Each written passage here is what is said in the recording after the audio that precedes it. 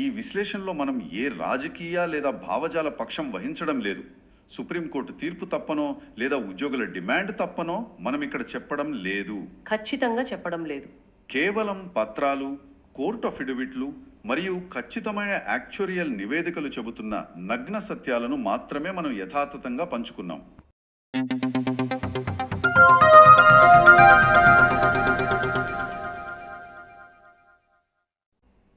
ఒక 100 మంది కలిసి తలో 100 రూపాయలు వేసుకుని ఒక సాధారణ సైకిల్ ఇన్సూరెన్స్ కోసం ఒక పూల్ ఏర్పాటు చేసుకున్నారు అనుకుందాం. ఎవరి సైకిల్ అయినా పాడైతే ఆ ఫండ్ నుంచి వాళ్ళకి రిపేర్ ఖర్చులు ఇస్తారు. అంతా సజావుగానే సాగుతోంది, ఎలాంటి ప్రాబ్లం లేదు చాలా బాగుంది ఐడియా కదా. కానీ అకస్మాత్తుగా ఒక కోర్టు తీర్పు వచ్చింది. ఆ 100 మందిలో ఒక 3 వ్యక్తులు, అంటే వాళ్ళకి సైకిల్ కాదు, తమ ఫెరారీ కారు పాడైందని ఆ ఫెరారీ రిపేర్ ఖర్చు మొత్తం ఆ సైకిల్ ఇన్సూరెన్స్ ఫండ్ నుంచే చెల్లించాలని తీర్పునిస్తే పరిస్థితి ఎలా ఉంటుంది? అసలు ఆ ఫండ్ ఏమవుతుంది? అరే ఆ ఇన్సూరెన్స్ ఫండ్ పూర్తిగా దివాళా తీస్తుంది కదా. అంటే 100 రూపాయల కాంట్రిబ్యూషన్లతో ఫెరారీ ఖర్చులు భరించడం అంటే అది ఏ గణిత శాస్త్రంలోనూ సాధ్యం కాని పని. ఇది చాలా భయంకరమైన ఊహండి. రైట్. కానీ దురదృష్టవశాత్తు ఇది కేవలం ఊహ కాదు. మన దేశంలోని కోట్లాది మంది సామాన్యుల పెన్షన్ నిధి విషయంలో అక్షరాల ఇప్పుడు జరుగుతున్నదే ఇదే. ఈనాటి మన ప్రత్యేక విశ్లేషణకు స్వాగతం. అవును, ఈ టాపిక్ చాలా సీరియస్. ఈ రోజు మనం విశ్లేషించబోయే అంశం బహుశా భారతదేశపు అత్యంత క్లిష్టమైన, ఖరీదైన పెన్షన్ వివాదాల్లో ఒకటైన ఈపీఎస్ 1995 హయ్యర్ పెన్షన్, అంటే అధిక పెన్షన్ ఆప్షన్. ఈ వివాదం వెనుక ఉన్న అసలు ఆర్థిక వాస్తవాలను, భయపెట్టే గణాంకాలను మనం ఈరోజు వెలికి తీయబోతున్నాం. ఖచ్చితంగా ఇది అందరూ తెలుసుకోవాల్సిన అంశం. ఎందుకంటే ఈ వివాదం కేవలం కాగితాల మీద అంకెనకు పరిమితమైనది కాదు. దశాబ్దాల తరబడి కష్టపడి పనిచేసిన కోట్లాది మంది సామాన్యుల జీవిత భద్రతకు, ఒక పెద్ద సామాజిక భద్రతా పథకం మనుగడకు సంబంధించింది. నిజమే. ముందుగా ఈరోజు మన విశ్లేషణకు ప్రధాన ఆధారాలు ఏమిటో చూద్దాం. 10 ఆగస్టు 2026 నాటి లోక్సభ ప్రశ్నోత్తరాల నివేదిక, అలాగే 20 ఆగస్టు 2026న ఢిల్లీ హైకోర్టులో మన ఈపీఎఫ్ఓ దాఖలు చేసిన ఒక కీలకమైన అఫిడవిట్. వాటితో పాటు ఆ 2 రిపోర్ట్స్ కూడా ఉన్నాయి కదా. అవును. కేఏ పండిత్ మరియు కపాడియా గ్లోబల్ యాక్చువరీస్ రూపొందించిన 2 అత్యంత లోతైన యాక్చువరియల్ వాల్యుయేషన్ నివేదికలు కూడా మన ముందున్నాయి. మన లక్ష్యం ఇక్కడ చాలా స్పష్టం. రైట్. సుప్రీంకోర్టు ఇచ్చిన తీర్పు కారణంగా ఒక సామాజిక భద్రతా పథకం అక్షరాల లక్షల కోట్ల రూపాయల ఆర్థిక లోటును ఎలా ఎదుర్కొంటోంది అంటే, చట్టపరమైన హక్కులకు, వాస్తవ ఆర్థిక గణాంకాలకు మధ్య ఉన్న ఘర్షణను ఎలాంటి గందరగోళం లేకుండా అర్థం చేసుకోవడమే మన ఉద్దేశం. అయితే ఆ లెక్కల లోతుల్లోకి వెళ్దాం. ఈ మొత్తం వ్యవహారం అర్థం కావాలంటే ముందుగా మనం ఇందాక అనుకున్న ఆ సైకిల్ ఇన్సూరెన్స్ లాంటి అసలు పథకం ఏమిటో తెలుసుకోవాలి కదా. కరెక్ట్. అదే ఈపీఎస్ 1995 పథకం. 10 ఆగస్టు నాటి లోక్సభ పత్రం ఆధారంగా దీని పునాదులు ఏమిటో చూద్దాం. ఆ పత్రంలో స్పష్టంగా పేర్కొన్నట్లు ఇది ఒక defined contribution, defined benefit model. అంటే కొంచెం వివరంగా చెప్పాలంటే, అంటే ఉద్యోగుల బేసిక్ వేతనం నుండి యజమాని వాటాగా 8.33% ఈ పెన్షన్ ఫండ్కు వెళ్తుంది. దీనికి తోడుగా కేంద్ర ప్రభుత్వం తన బడ్జెట్ నుండి ఒక 1.16% కలుపుతుంది. ఓహో సరే. కానీ ఇక్కడే ఒక అతిపెద్ద కండిషన్ ఉంది.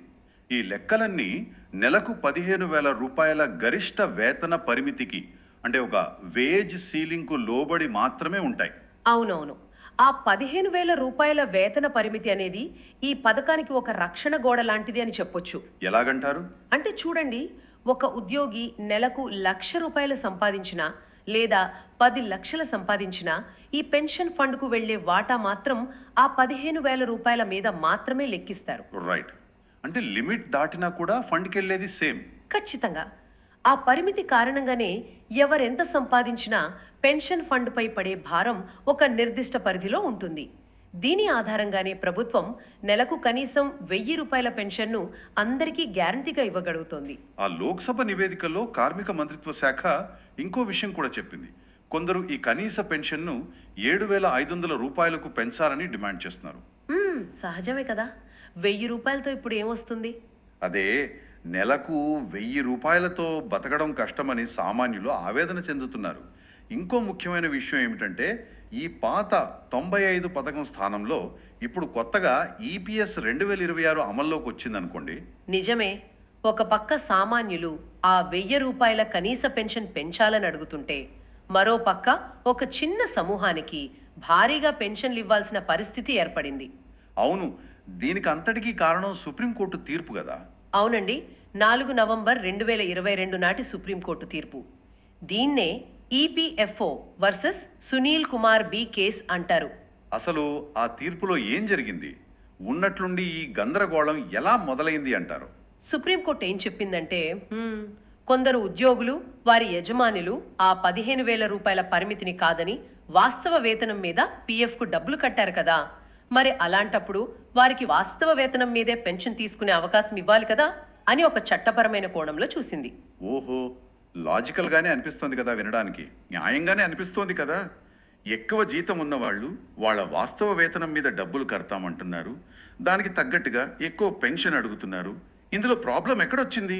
పైకి చూడటానికి ఇది న్యాయంగానే కనిపిస్తోంది, కానీ చట్టపరమైన హక్కులు ఎప్పుడూ గణిత శాస్త్ర సూత్రాలతో సరిపోలవు. అంటే మ్యాథ్స్ వర్కౌట్ అవ్వలేదంటారా?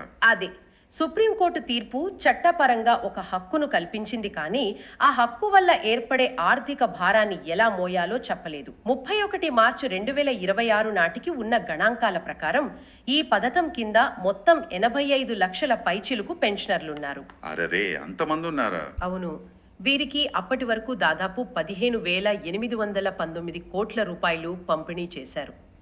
ఇప్పుడు ఈ హయ్యర్ పెన్షన్ ఆప్షన్ వల్ల అసలు నిధికి ఎలాంటి ముప్పు పొంచి ఉందో అర్థం చేసుకోవాలంటే మనం ఢిల్లీ హైకోర్టులో దాఖలైన ఆ అఫిడవిట్ను పరిశీలించాలి. కానీ ఇక్కడే అసలైన ట్విస్ట్ ఉంది. 20 ఆగస్టున ఢిల్లీ హైకోర్టులో ఈపీఎఫ్ఓ దాఖలు చేసిన నివేదికల లోపలికి ప్రవేశిస్తే మనకు కొన్ని కళ్ళు చెదిరే వాస్తవాలు కనిపిస్తాయి. అవును, నేను కూడా ఆ రిపోర్ట్స్ చూశాను. ఈ కేసు మినహాయింపు పొందిన పిఎఫ్ ట్రస్ట్లకు, అంటే ఎగ్జంప్టెడ్ పిఎఫ్ ట్రస్ట్లకు చెందిన సభ్యుల వ్యవహారంలో నడుస్తోంది కదా. అసలు ముందుగా ఈ ఎగ్జంప్టెడ్ పిఎఫ్ ట్రస్ట్ అంటే ఏంటో కాస్త సులభంగా వివరిస్తారా? తప్పకుండా. సాధారణంగా ఏ కంపెనీలోనైనా ఉద్యోగుల పిఎఫ్ డబ్బులన్నీ నేరుగా ప్రభుత్వ ఆధ్వర్యంలోని ఈపీఎఫ్ఓకు వెళ్తాయి. కానీ కొన్ని పెద్ద పెద్ద కార్పొరేట్ కంపెనీలు, ఉదాహరణకు టాటా, రిలయన్స్ లాంటి సంస్థలు తమ ఉద్యోగుల పిఎఫ్ డబ్బులను నిర్వహించడానికి తమకంటూ సొంతంగా ఒక ట్రస్ట్ను ఏర్పాటు చేసుకుంటాయి. అంటే వాళ్ళ డబ్బులు వాళ్లే మేనేజ్ చేసుకుంటారనమాట. ఆ ట్రస్ట్ ద్వారానే పిఎఫ్ ఖాతాలను మేనేజ్ చేస్తాయి. వీటినే ఎగ్జెంప్టెడ్ పిఎఫ్ ట్రస్ట్లు అంటారు. అయితే వీరు పిఎఫ్ డబ్బులు మాత్రమే మేనేజ్ చేస్తారు. పెన్షన్ ఫండ్కు సంబంధించిన 8.33% వాటాను మాత్రం తప్పనిసరిగా ప్రభుత్వ ఈపీఎఫ్ఓకు పంపించాల్సిందే. అర్థమైంది. అంటే పిఎఫ్ వాళ్ళ దగ్గరే ఉంటుంది, కానీ పెన్షన్ డబ్బులు మాత్రం ప్రభుత్వానికి వస్తాయి. సరే, ఇప్పుడు ఈ అఫిడవిట్లోని యాక్చురియల్ వాల్యుయేషన్ నివేదికల గురించి మాట్లాడుకుందాం. అసలు ఈ యాక్చురియల్ వాల్యుయేషన్ అంటే ఏంటి? ఈ లెక్కలు ఎవరు వేస్తారు? యాక్చురియలు అంటే ఆర్థిక భవిష్యత్తును అంచనా వేసే నిపుణులు. వీరు కేవలం క్యాలిక్యులేటర్ పట్టుకుని ఈ రోజు లెక్కలు వేయరు. మరి ఇంకేం చూస్తారు? మనుషుల సగటు ఆయుర్దాయం ఎంత, భవిష్యత్తులో ద్రవ్యోల్బణం ఎలా ఉంటుంది, ఉద్యోగుల జీతాలు ఏడాదికి ఎంత శాతం పెరుగుతాయి, ఇలాంటి ఎన్నో సంక్లిష్టమైన అంశాలను పరిగణలోకి తీసుకుంటారు. రైట్, అంటే లాంగ్ టర్మ్ ప్రొజెక్షన్స్ అన్నమాట. ఖచ్చితంగా. అలా తీసుకుని రాబోయే 30-40 ఏళ్లలో ఒక పెన్షన్ ఫండ్కు ఎంత డబ్బు అవసరమవుతుందో అంచనా వేస్తారు.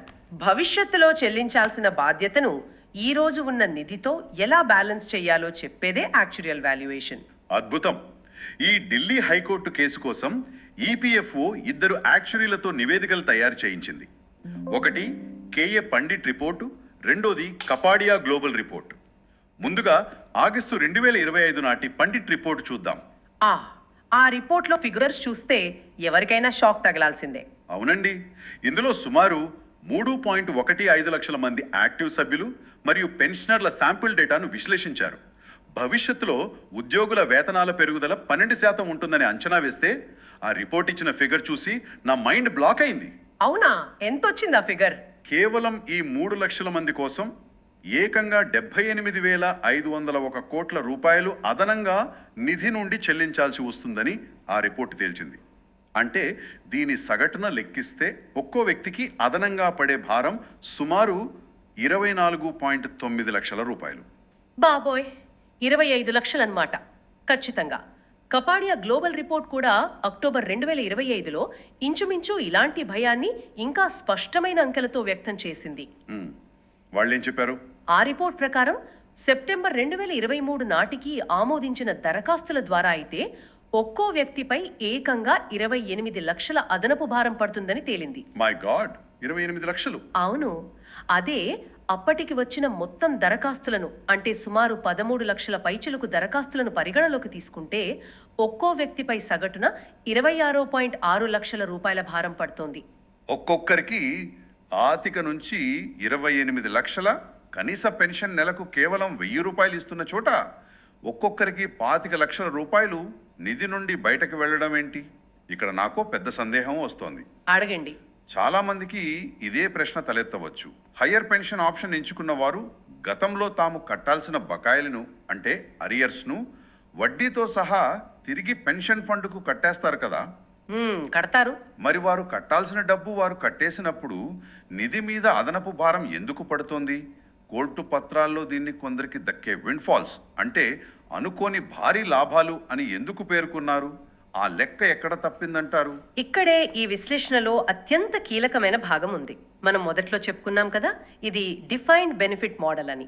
ఇది ఒక సాధారణ బ్యాంకు పొదుపు ఖాతా లాంటిది కాదు. అంటే బ్యాంకులో అయితే మనం ఎంత వేస్తే దానికి వడ్డీ వస్తుంది? అవును, బ్యాంకులో మీరు 10,000 వేస్తే వడ్డీతో సహా మరో 2,000 కలిపి ఇస్తారు. కానీ ఈ ఈపీఎస్ ఫార్ములా వేరు. ఒక ఉద్యోగికి ఎంత పెన్షన్ రావాలనేది వాళ్ళు కట్టిన డబ్బు మీద ఆధారపడి ఉండదు. మరి దేని మీద ఆధారపడి ఉంటుంది? పదవీ విరమణకు ముందు ఆఖరి 60 నెలల్లో అంటే లాస్ట్ 5 ఇయర్స్లో వారు తీసుకున్న సగటు వేతనం మరియు వారు ఎన్ని సంవత్సరాలు సర్వీస్ చేశారు అనే దాని ఆధారంగా జీవితాంతం పెన్షన్ లెక్కించబడుతుంది. అంటే ఫార్ములా ప్రకారం లాస్ట్లో తీసుకున్న జీతమే కీలకం అన్నమాట ఇక్కడ. సరిగ్గా. ఉదాహరణకు ఒక వ్యక్తి 30 ఏళ్లు ఉద్యోగం చేశాడు అనుకుందాం. మొదటి 20 ఏళ్లు అతని జీతం చాలా తక్కువగా ఉంది. నెలకి కేవలం 10 లేదా 15,000 మాత్రమే అనుకుందాం. ఓకే. కానీ పదవీ విరమణ చేసే సమయానికి అంటే ఆఖరి 5 ఏళ్లలో అతని సగటు వేతనం నెలకు 1,00,000 రూపాయలకు చేరింది. ఇప్పుడు ఫార్ములా ప్రకారం ఏం జరుగుతుంది? ఆ ఆఖరి 1,00,000 రూపాయల జీతాన్ని ప్రాతిపదికగా తీసుకుని మొత్తం 30 ఏళ్ల సర్వీస్కు పెన్షన్ లెక్కిస్తారు. అరే, అంటే మొదటి 20 ఏళ్ళు తక్కువ జీతం మీద తక్కువ కాంట్రిబ్యూషన్ చేసినప్పటికీ పెన్షన్ మాత్రం 1,00,000 రూపాయల జీతం స్కేల్ మీద వస్తుందన్నమాట. ఇది కంప్లీట్ లూప్ హోల్ కదా. అవును, హయ్యర్ పెన్షన్ ఎంచుకున్న వారు వెనక్కి వెళ్లి పాత బకాయిలు కడతారు. కానీ వారు కట్టే ఆ పాత బకాయిలు ఆనాటి తక్కువ జీతాల ఆధారంగా ఉంటాయి. అది చాలా చిన్న మొత్తం. అంటే కట్టేది తక్కువ, వచ్చేది ఎక్కువ. ఖచ్చితంగా. వారికి జీవితాంతం వచ్చే పెన్షన్ మాత్రం ఆఖరి భారీ జీతం ఆధారంగా కొన్ని రెట్లు ఎక్కువగా వస్తుంది. వారు అదనంగా చెల్లించే ఆ కొద్దిపాటి మొత్తానికి వారు జీవితాంతం పొందే ఆ భారీ పెన్షన్కు మధ్య ఎటువంటి గణిత శాస్త్ర పొంతన లేదు. My God. అందుకే యాక్చువరీలు ఒక్కొక్కరి మీద 25 లక్షల రూపాయల చొప్పున అదనపు భారం పడుతుందని అంత స్పష్టంగా తేల్చారు. ఇప్పుడు అర్థమవుతోంది. ఇది చట్టబద్ధంగా దొరికిన ఒక లూప్ హోల్ లాంటిది. కొందరు సిస్టంలోని ఈ లోపాన్ని వాడుకుని పొందే విండ్ ఫాల్స్ అని న్యాయస్థానం పత్రాల్లో ఎందుకు పేర్కొన్నారో ఇప్పుడు నాకు చాలా క్లియర్గా తెలుస్తుంది. అవును, ఒక రకంగా ఇది సిస్టమ్ని ఎక్స్‌ప్లాయిట్ చేయడమే. ఒకవేళ కేవలం ఈ 3 లక్షల మందికి ఆ 78,000 కోట్లు అదనంగా ఇవ్వాల్సి వస్తే ఆ డబ్బులు ఎక్కడి నుంచి వస్తాయి? ఆ ఫండ్లో ఉన్న మిగతా 85 లక్షల మంది సామాన్య ఉద్యోగుల కష్టార్జితం తీసి ఈ అత్యధిక వేతనాలున్న కొద్ది మందికి మళ్లించాల్సిందే కదా. అదే కదా అసలు ప్రాబ్లం ఇక్కడ. ఇది అక్షరాలా మనం స్టార్టింగ్లో మాట్లాడుకున్న ఆ ఫెరారీ రిపేర్ కోసం సైకిల్ ఇన్సూరెన్స్ డబ్బులు వాడటమే. ఖచ్చితంగా అదే జరుగుతోంది. ఇది ఒకరి డబ్బును మరొకరికి చట్టబద్ధంగా మళ్లించే అత్యంత ప్రమాదకరమైన ప్రక్రియ. కపాడియా రిపోర్ట్ మరియు హైకోర్టు అఫిడవిట్లోని గణాంకాలను చూస్తే మనం ఎంతటి ఆర్థిక సంక్షోభం అంచున ఉన్నామో అర్థమవుతోంది. ఆ భయపెట్టే గణాంకాలు ఏమిటో చూద్దాం. ప్రస్తుత అంచనాల ప్రకారం 9 జూన్ 2026 నాటికి సుమారు 4.3 లక్షల హయ్యర్ పెన్షన్ దరఖాస్తులను ఈపీఎఫ్ఓ ఆమోదించింది. అంటే ఇంకా చాలా పెండింగ్ ఉన్నాయన్నమాట. అవును, మొత్తం వచ్చిన 13 లక్షల పైచిలుకు దరఖాస్తుల్లో ఇది సుమారు 33% మాత్రమే. కానీ ఈ ఆమోదిత దరఖాస్తుల వల్ల నిధిపై పడే అదనపు భారం ఎంతో తెలుసా? అక్షరాల 1.08 లక్షల కోట్ల రూపాయలు. 1,08,000 కోట్లు. ఇది చిన్న మొత్తం కాదు. మన దేశంలోని కొన్ని చిన్న రాష్ట్రాల వార్షిక బడ్జెట్తో సమానమైన మొత్తం ఇది. అసలు అంత డబ్బులు ఫండ్లో ఉందా? అదే నా ప్రశ్న కూడా. మరి పెన్షన్ ఫండ్ దగ్గర అంత డబ్బుందా? ఆ భారాన్ని మోసే శక్తి ఫండ్కు ఉందా? ప్రస్తుతం అన్ని బాధ్యతలు పోను పెన్షన్ ఫండ్ వద్ద ఉన్న నిల్వ అంటే రెసిడ్యువల్ కార్పస్ సుమారు 1.28 లక్షల కోట్లు. అంటే 1,28,000 కోట్లు ఉందన్నమాట. అవును, అంటే ఈ 1,08,000 కోట్ల భారాన్ని మోస్తే ప్రస్తుతానికి మిగిలేది కేవలం 20,000 కోట్లు మాత్రమే. ఫండ్ దాదాపు అడుగంటిపోతోంది. జస్ట్ 20,000 కోట్లు మాత్రమేనా? అవును, అప్పటి వరకు ఒక బలమైన స్థాయిలో ఉన్న ఫండ్ ఒక్కసారిగా ఖాళీ అయిపోతోంది. కానీ అసలు ప్రమాదం ఇంకా ముందుంది. మనం ఇందాక మాట్లాడుకున్నాం కదా ఎగ్జెంప్టెడ్ పిఎఫ్ ట్రస్ట్ల గురించి. అవును. ఆ ట్రస్టుల దరఖాస్తుల విషయంలోనే కదా ఈ హైకోర్టు కేసు నడుస్తోంది. అక్కడ ఏం జరిగింది అసలు? ఆ మినహాయింపు పొందిన పిఎఫ్ ట్రస్ట్లకు చెందిన సుమారు 5.35 లక్షల హయ్యర్ పెన్షన్ దరఖాస్తులను ఈపీఎఫ్ఓ తిరస్కరించింది. ఓహో, రిజెక్ట్ చేసేశారా? ఎందుకు తిరస్కరించిందంటే ఆయా సంస్థల సొంత ట్రస్ట్ నిబంధనలు గతంలో ఈ హయ్యర్ పెన్షన్ విధి విధానాలను అంగీకరించలేదు. కాబట్టి ఇప్పుడు అకస్మాత్తుగా వారికి ఈ ఆప్షన్ ఇవ్వలేమని ఈపీఎఫ్ఓ వాదిస్తోంది. ఈ విషయమై ఇప్పుడు ఢిల్లీ హైకోర్టులో న్యాయ పోరాటం జరుగుతోంది. సరే, ఒకవేళ న్యాయస్థానం ఆ తిరస్కరించబడిన 5.5 లక్షల దరఖాస్తులను కూడా ఆమోదించాలని తీర్పునిస్తే అప్పుడు లెక్కలేమవుతాయి? ఫండ్ పరిస్థితి ఏంటి? అప్పుడు జరిగే ఆర్థిక విధ్వంసాన్ని అంచనా వేయడం కష్టం. ఆ 5.5 లక్షల దరఖాస్తులను కూడా ఆమోదిస్తే ఒక్కొక్కరికి ఆ 25 లక్షల చొప్పున లెక్కేసుకున్నా అదనంగా మరో 1.33 లక్షల కోట్ల రూపాయల భారం పెన్షన్ ఫండ్పై పడుతుంది. దేవుడా!